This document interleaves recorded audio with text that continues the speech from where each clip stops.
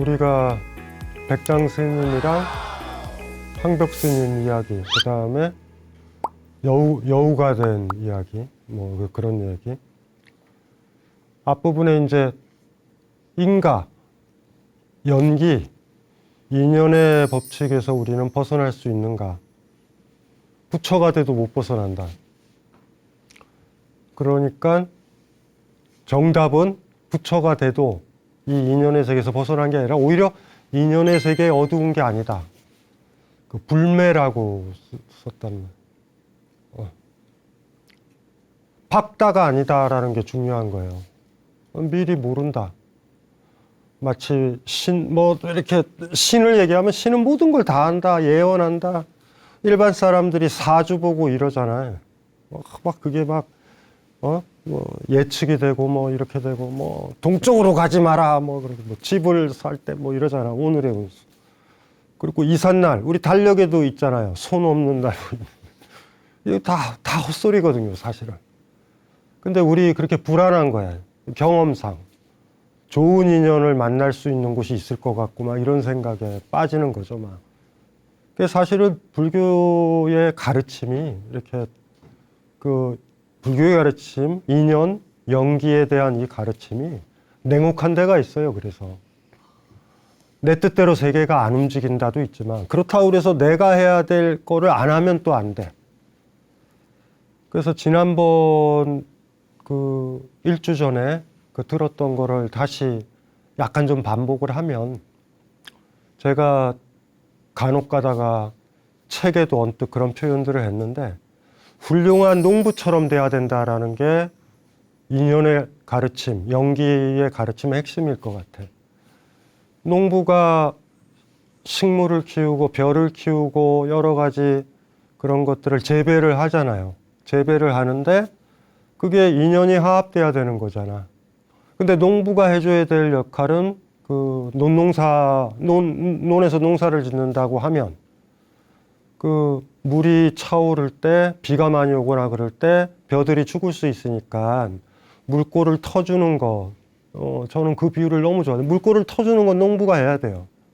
그래, 물꼬를 터야 될 때 안 터주면 논에 물이 차올라서 벼가 죽는단 말이에요. 그런데 벼가 잘 자라는 건 농부의 물꼬 터주는 거 가지고는 안 돼. 바람도 잘 불어야 되죠. 태양도 필요하죠. 여러 가지 유익한 벌레들의 노력도 필요하죠. 이해되시죠? 햇빛, 바람 다 갖춰져야지 되는 거야. 근데 그거를 딱 보고서 이제 착각을 하면 안 되는 거죠. 그러니까 내가 열심히 농사 지어서 이건 내 거야. 사실 그래서 농사도 그렇지만 모든 일에 대해 가지고 인간이 소유권을 주장하는 걸 저는 반대를 많이 한다고. 그렇다면 벼가 수확이 다 끝난 다음에 태양한테 얼마를 나눠 주었는가? 물한테 얼마를 나눠 주었고 바람한테 얼마를 나눠 주었는가? 사과나무를 키운다고 해서 사과나무한테 얼마를 줬는가? 바람한테 얼마를 줬는가? 인간이 거기에 조금 개입을 했다고 그래서 사과는 다 내 거야. 내 맘대로 해야 될 거야. 이렇게 생각하면 안 되죠. 촌에 가다 보면은 감나무 같은 거 다 안 따잖아. 새들이 먹어야 된다고. 우리가 농사를 지으면 얼마만큼 주는가. 지금 농사도 보면은 너무나 땅이 또 기름지지 않으면 아무것도 안 되잖아요. 그런 농부의 자리에 정확하게 가 있는 게 부처의 마음과 거의 같다라고 보시면 돼요. 그렇다고 내가 물꼬를 안 트면 벼는 안 자라요. 그럼 100%야. 물꼬를 터주는 건 바람이 못하고 태양이 못하고 그걸 못하는 거잖아요. 물도 못하고 땅도 못해. 그건 내가 해야 되는 거야. 하지만 그걸 했다고 해서 벼가 잘 자라는 건 아니에요. 태풍 불면 다 끝날 수도 있어. 인연이 안 되는 거야. 그래서 까먹지 말아야 돼요. 잘 되면 이건 내가 한 게 없다. 내가 했더라도, 물꼬 트는 걸 했더라도 태양이, 바람이, 물이, 땅이 키운 거다라고 얘기할 거고, 좀 딱 망하면 나 때문에 망했다 쪽으로 생각하는 게 더 낫단 말이에요. 오히려 그 태도를 유지를 해야 된다. 그래서 어차피 인연이 화합되는데 내가 해야 될 게 뭐가 있어, 이러면 안 돼요. 그래서 진짜로 우리한테 중요한 건 어떤 결과물이랑 어떤 미래를 꿈꿀 때 내가 물꽃 트는 것처럼 정확하게 그 부분이에요. 바람이, 태양이, 땅이 키울 때 가가지고 밤에 논에 가가지고 설레발 치지 말아요. 거기서 막 노심초사 걱정하지 말라고요. 아무 도움도 안 되니까. 그때는 그냥 집에서 디비 자고 있으면 된다고. 하지만 우리가 움직여야 될 때는 언제예요?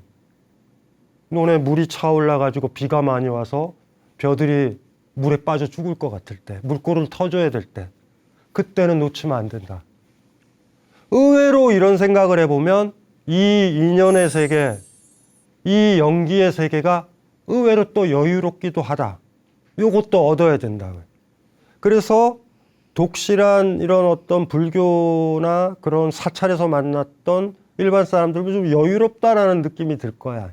아주 좁아짐 나서 뭐 매사 내 행동을 조심해야 돼. 막 이런 느낌보다 다른 종교에 비해서 훨씬 더. 그게 아마 거기서 오는 감수성일 것 같아요. 제가 방금 얘기했던 그것이 불매인가? 예, 어둡지 않다, 인가에. 인연에 어둡지 않다라는 모습이에요. 그게. 인연에 밝다라는 표현을 쓰지 않았다라는 거가 지난주 강연에서 우리가 알아야 된다. 네, 그런 모습이다. 불교가 넓다라는 건 쓸데없는 믿음의 요소, 이건 반드시 믿어야 돼, 이건 전제야 라고 생각하는 게 아니라 타타타, 진여, 여여, 여실 있는 그대로 본다. 종교적 요소 없어요.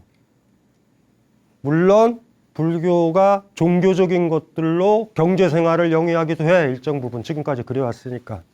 하지만 불교의 바닥에 흐르는 거는 양자역학도 그렇고 현대물리학의 창발도 그렇고 또 설명할 수 있는 힘이 있는 이유가 사실 거기서 찾을 수 있다. 서양에서는 별로 이 전통이 없어요. 그러니까 세요, 이게 사유전통이. 근데 왜 그랬을까? 일체의 선입견, 독단, 믿음, 인간 중심주의 이런 거에서 상당히 벗어나 있어서 그런 느낌이 든다라는 거.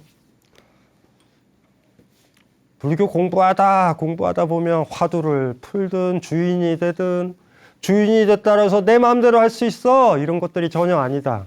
아까 능숙한 농부처럼 되는 거다. 그래, 오해를 하시면 안 돼요. 야, 나 성불하게 되면 이 세상에 고통은 하나도 없을 거야. 아니, 내가 훌륭한 농부가 됐다 그래서 태풍을 어떻게 통제를 해? 태풍의 역할을 내가 어떻게 해? 그래서 다 고마운 거예요. 깨달은 스님도 제자 스님한테 고맙고, 이해되시죠? 동네에서 이렇게 사찰 주변에서 꽃들 피는 것도 고맙고, 스님이 깨달았다고 그래가지고 꽃이 피나? 4월, 5월에 되면 진달래가 그냥 피는 거예요. 그 인연이 돼서. 아, 내가 훌륭한 스님이기 때문에 사찰 주변에 꽃이 펴. 이거 최악인 거예요, 이거는. 이런 오만들은.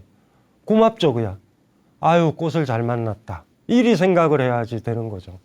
대신 그 스님은 자기가 잘못해가지고 그 꽃들을 꺾거나 그러지는 않고 조심해서 걸으면서 나로 인해서 그 꽃이 일주일 더 필 거를 미리 오늘 떨어지게 하진 않는다. 할 수는 있지만 하지는 않는다. 그게 어쩌면 자비일 거다라는 얘기를 해보고요. 우리가 조사, 임재가 그랬잖아요. 부처를 만나면 부처를 죽이고 조사를 만나면 조사를 죽이자. 그래야 내가 부처가 되고 내가 조사가 된다. 아버지를 만나면 아버지를 죽여야죠. 아버지의 말을 계속 들으면 나는 그냥 자식이야. 내가 독립된 어른이 되려면 내가 뭐가 돼야 돼? 내가 아버지가 돼야 되는 거예요. 어차피. 아주 쉬운 얘기예요, 사실은 어찌 보면. 그 불교의 조사 계열의 첫 번째가 달마, 여섯 번째가 해능, 육조 해능. 그 해능의 이야기 기억나죠? 우리 옛날에 비풍비봉 기억나나요? 막 논쟁하고 막 있었을 때 어떤 스님이 그랬잖아. 어떤 사람은 깃발이 날리는 거야. 뭐가 움직이냐 했더니 어떤 한 스님이 아니야, 바람이 움직이는 거야. 이랬다가 해능이 딱 나타나서 그랬잖아요. 니들 마음이 움직이는 거야. 기억나시죠? 비풍비번 우리 처음에 다뤘던 건데 그게 별게 아니라 너희들이 마음이 그 깃발이 흔들리든 안 하든 그쪽으로 가 있지 않으면 여기가 깃발이 있어요. 여기만 보고 있으면 흔들리든 말든 논의 자체가 안 된다. 내 마음이 거기 가 있으니 깃발이 움직이네 라고 내 마음이 갈 수도 있고, 깃발이 어떻게 스스로 움직여? 바람이 부니 움직이네 라고 추론할 수도 있다. 너희들 마음이 가 있는 거 아닌가? 그게 육조라는 스님이 내가 오조한테서 그 스님의 옷, 가사 같은 걸 받았던 걸 보여준 거죠. 제가 그때 극단적으로 얘기했잖아요. 그 얘기를 딱 해서 마음이 움직이는 거야. 딱 이랬더니 거기에 있었던 법성사에 있는 설법 들으러 왔던 모든 사람들이 저 사람은 누구지? 그럴 때 남루한 옷을 딱 벗고 전설에 따르면 황금 가사가 나와가지고 내가 육조다. 그래서 그때 육조로 불교계에 컴백했다. 그게 기억나시죠?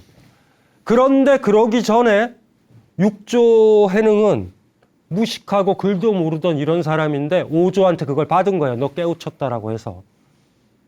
난리가 난 거죠. 일종의 옥새 같은 거예요. 그 가사는.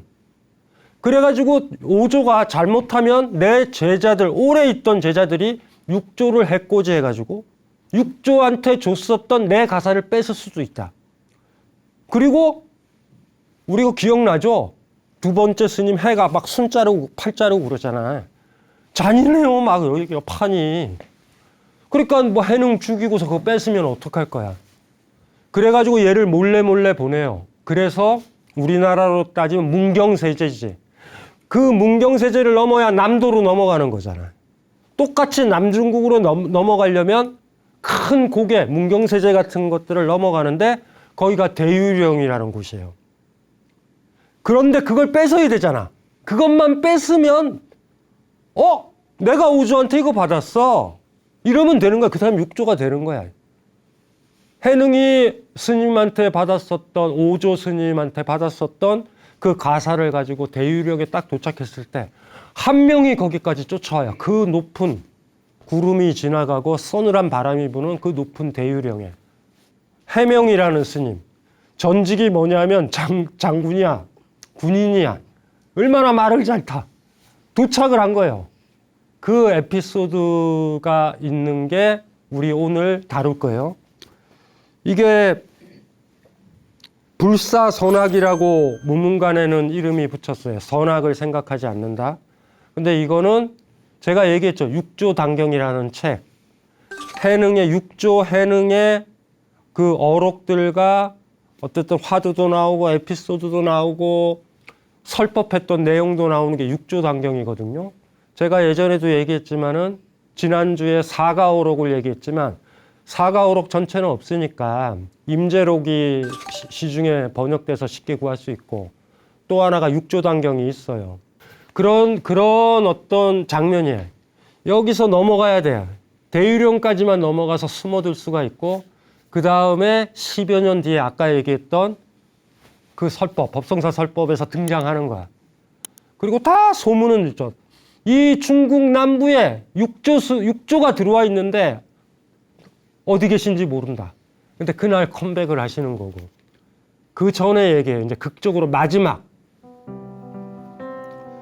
해능 스님이 해명상자가 대유령에까지 추적하여 자기 앞에 이른 것을 보고 가사와 바루를 도리에 놓고 말했다.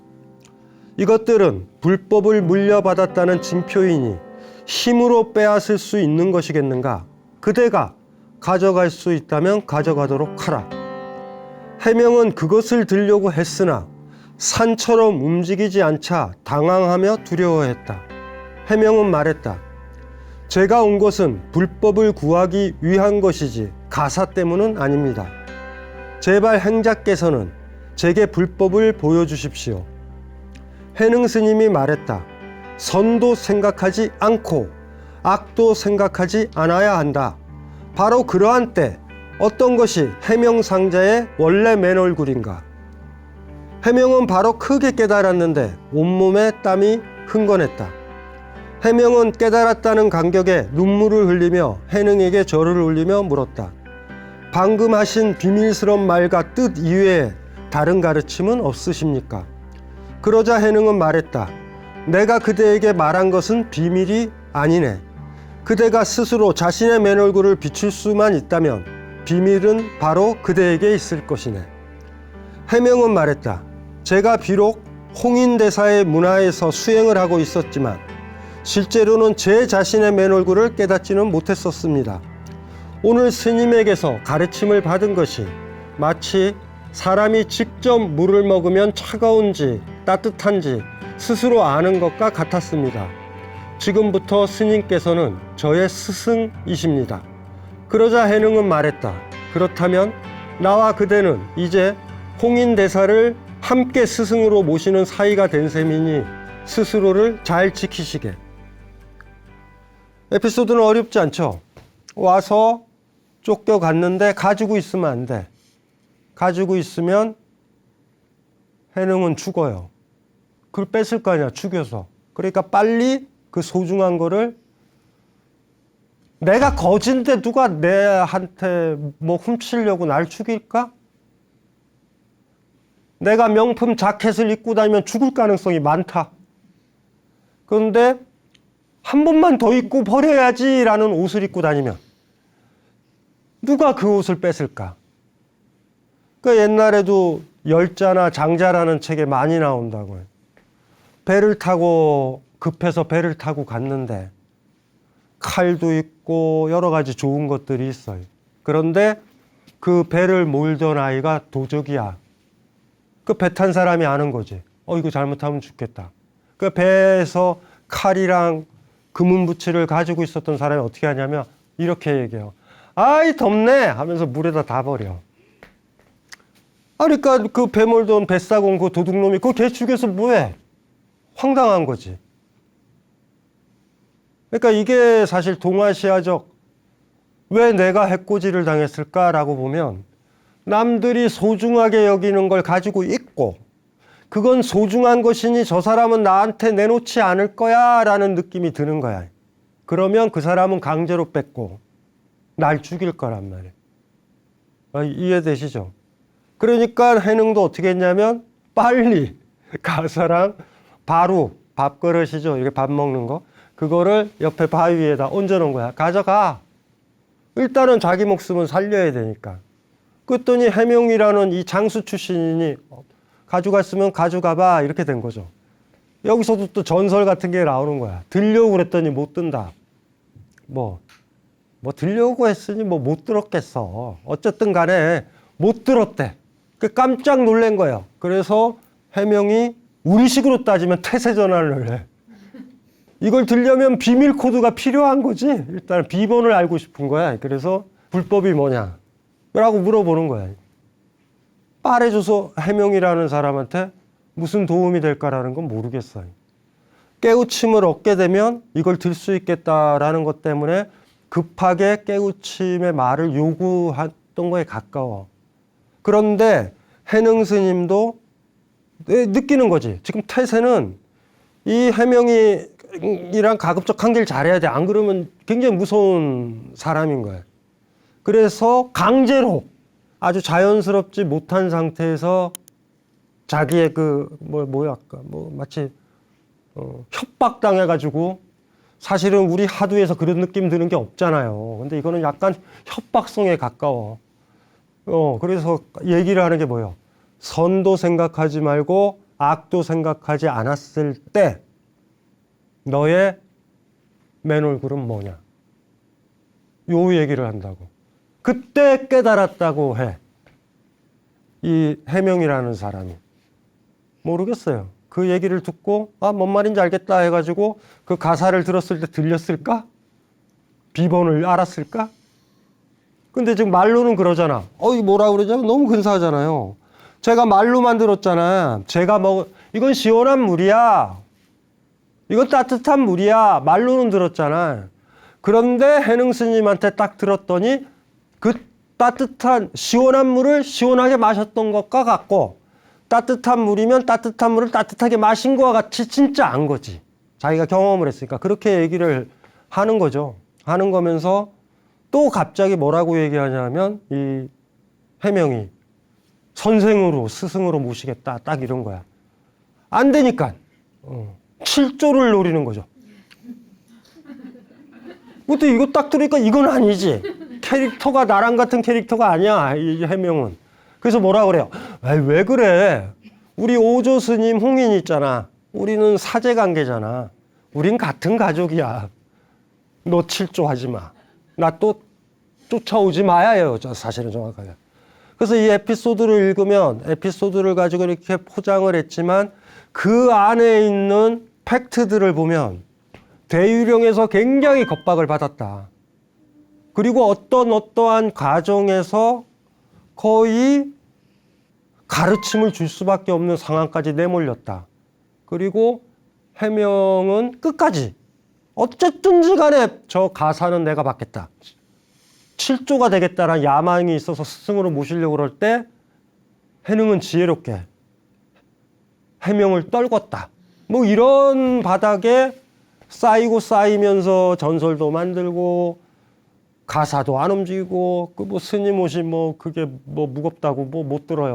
뭐 그런 것들 빼면 에피소드가 있는 거죠. 해명한테 고맙다고는 해야 될 것 같아. 강제로 거의 목을 졸라가지고 유일하게 화두 같지 않은 화두, 너무나 근사한 어떤 가르침을 직접적으로 비꼰 것도 없어요.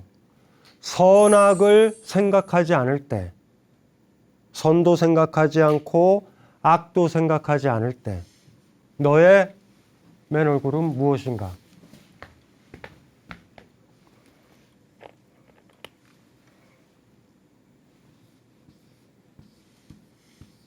불사 생각하지 않는다, 선과 악을 생각하지 않는다가 나왔고 또 하나가 뭐가 나왔냐면 맨 얼굴, 본래 면목이란 말이 여기서 등장하는 거예요. 아주 그 부드러운 말로 하면 우리식으로 말하면은 원판. 우리 성형수술하면 원판 불변의 법칙 그렇잖아. 본래 면목, 본래 쌍판떼기예요. 그냥 쌍판떼기. 우리식으로 경상도식이나 지방으로 얘기하면 면목이란 말이 얼굴인데 우리 눈에 면 알죠? 목. 얼굴이랑 눈이 제일 많이 들어가 면목. 선도 악도 생각하지 말고 그럴 때 선도 악도 생각하지 않을 때 네 본래 면목이 뭐냐? 그 본래 면목이 내 얼굴이라고. 내 얼굴. 우리가 얘기했죠. 내가 대나무야. 대나무임을 봐야 되죠. 그러면 대나무로 불이 붙으면 대나무 재질에 맞게 불꽃이 나오겠지. 내가 소나무인가 대나무인가를 보는 거야. 예? 이해되시죠? 그럼 본래 면목. 그리고 이 사자를 가만히 보셔야 돼요. 이게 어떻게 구성되어 있어요? 저는 이런 거 싫어해요. 싫어하는데 출전에 있어서만 얘기를 할게요. 한자는 이렇게 결합이 되어 있잖아, 뜻이. 이게 뭐냐면은 밭전자에 마음심자로 결합이 되어 있는 글자예요. 사자가. 우리가 저거를 한자로 쓰면 뭐라고 얘기를 하냐면 사유라고 얘기를 한다고. 사유, 생각사 이러잖아요.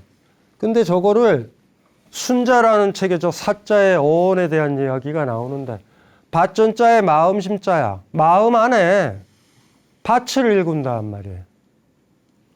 마음 안에 밭을 일구는 거야. 이 고랑을 만드는 거야. 그래서 사자의 가장 좋은 뜻은 사모한다, 기다린다라는 의미가 있어요. 그게 오히려 더 좋아요. 그냥 생각한다, 1 더하기 1, 어떻게 계산하고 논리적으로 추측하고 이런 정도가 아니라 강력하게 그걸 뜻하는 거야. 당신이라는 쟁기가 내 마음의 고랑을 판 거야. 당신이 죽더라도 내 마음을 돌아보면 그 고랑 속에서 당신을 그리는 것 같은 거예요.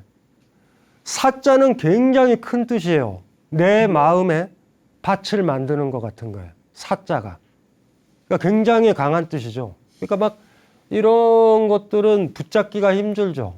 마음심자 한자 자전 옥편을 보면 마음심자 부스에 생각이란 뜻으로 번역되는 한자 굉장히 많습니다. 그런데 보면은 밭전자가 들어있는 것도 생각이라고 그러고 어떤 다른 글자가 들어있는 것도 생각이라고 그러고 이런 게 너무 많아. 생각, 기자, 이렇게. 그런데 사자는 좀 다른 게 새겨져 있는 거야. 흔적. 어떤 게 너무 강하게 새겨져 있는 거야. 내 아이가 죽었어도 내 아이가 잊혀지지 않는 것. 내 남편이 죽었어도 내 남편이 잊혀지지 않는 것. 4, 5년 전 갔었던 그 근사한 여행의 추억이 내 마음에 그대로 있는 것. 50, 60, 70 되면 돌아보면 삶이라는 건 추억 같다라는 느낌이 들 때 지워지지 않는 것들. 그리고 아련히 그때로 가고 싶고 혹은 그 고랑이 내 마음에 파여졌을 때 그 상대방이나 그 장소로 가고 싶은 느낌이 들 때. 뭐 이럴 때 있잖아요. 죽기 전에 한번 가보고 싶어. 죽기 전에 그 사람 한번 만나고 싶어. 학창시절 선생님 만날 때도 그렇잖아. 그래서 없을 때도 계속 생각나는 사람. 그런 정도의 의미가 사자예요. 그러니까 사자가 강한 뜻이야. 사모한다라는 소리가 난 좋아요. 그래서 사모할 사자 이런 것들. 그러니까 우리가 보통 thinking, 생각한다보다 훨씬 깊은. 생각하는 거 많잖아. 오늘 뭐 먹을까? 이 정도가 아닌 거야. 지금 요 정도 되면 어렸을 때 우리 어머니가 바깥에 나가서 칼 가지고 나가서 냉이를 캐서 그냥 가볍게 된장 풀어서 끓여줬던 냉이국. 40년 전, 45년 전엔 너무나 평범했던 음식인데 지금은 못 먹는. 지금 뭐 어디 가요? 어디 가가지고 미세먼지랑 창궐한데 그거를 해. 근데 옛날에는 그렇게 먹을 거라고 생각을 했는데 4월, 5월 정도 되면 제가 제일 그리워하는 게 그거예요. 그래가지고 뭐 어느 집에 가가지고 식당에 가서 그걸 먹더라도 그때 맛은 안 나. 그때.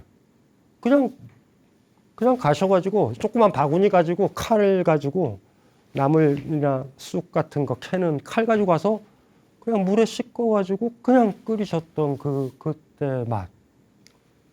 아마 많이 이렇게 몸이 불편하거나 아니면 5월이 오거나 그러면 매번 생각나는데 작년보다 올해가 더 생각나고 내년 되면 더 많이 생각이 날 것 같아. 이런 게 사자. 누군가가 물어보죠. 선생님 무슨 생각하고 있어요? 냉이국 생각하고 있다. 그럴 때 그게 우리가 보통 말하는 think, 생각한다와는 좀 다른 깊이가 있다. 그런데 생각하지 말래. 이거는 만만한 게 아니에요. 선도 생각하지 말고 악도 생각하지 마라. 그래야 된다. 여기서 이제 골치 아픈 거예요. 여기서 굉장히 민감하게 나오는 거야. 선악을 생각하지 말아야 된다. 그래야 그때 네 본래 얼굴은 뭔가. 이게 이제 우리가 고민을 해봐야 되는데 니체의 도움을 조금 얻을 거예요. 니체의 책 중에서 선악을 넘어서라는 책이 있어요. 선악을 넘어서. 똑같아요. 우리 번역하면. 근데 니체가 뭐라고 얘기하냐면 내가 선악을 넘는다고 그래서 내가 얘기했던 건 좋음과 나쁨을 넘어가라고 얘기하는 건 아니다. 라고 얘기를 해. 영어로 얘기를 해볼까요?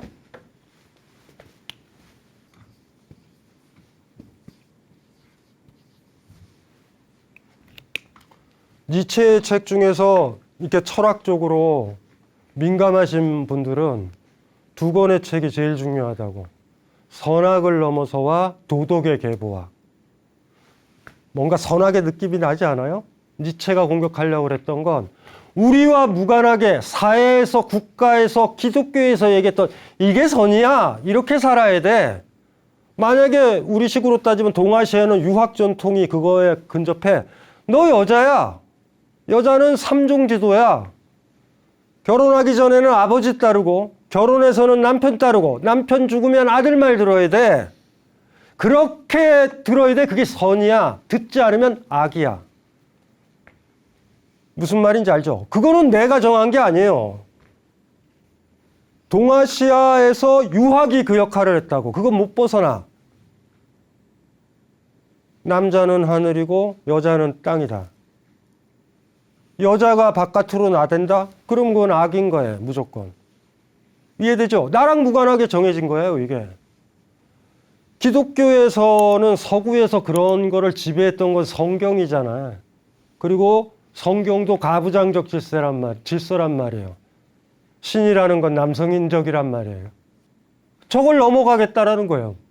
선악을 넘어서가 뭐냐면 기독교를 넘어가겠다.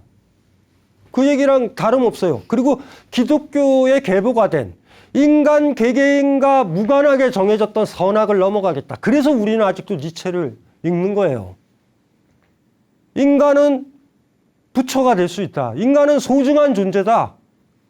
인간은 꽃처럼 아름답다. 하나하나의 사람이 존중받아야 된다. 리스펙트 돼야 된다라고 한다면 기독교와 유학에서 넘어가야 된다고. 나와 무관하게 선악이 정해져 있다. 말도 안 되는 거죠. 그거 들어야 돼. 안 들으면 불이익은 장난이 아니죠. 그래서 니체가 서양에서는 선악을 넘어서라는 책을 썼고 도덕의 계보학을 쓴 거야. 어떻게 해서 선악이라는 제가 왜 이 대문자로 썼겠어? 절대적이라는 거예요, 대문자는. 이 세계를 어떻게 넘어가야 된다.